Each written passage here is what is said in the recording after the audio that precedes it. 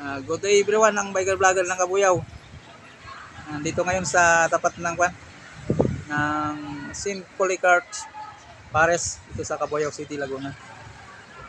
Ito, na-explore na ni biker vlogger itong kagandahan ng simbahan. Sobrang ganda ng simbahan, sobrang ganda.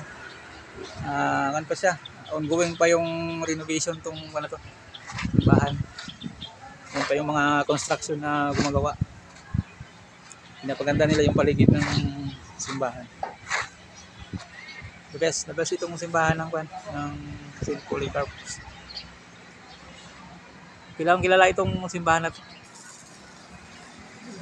Famous itong simbahan na to. Dinadala ito ng mga vlogger, saka yung mga turista na gusto ma-explore ang mga landmark ng Cabuyao City.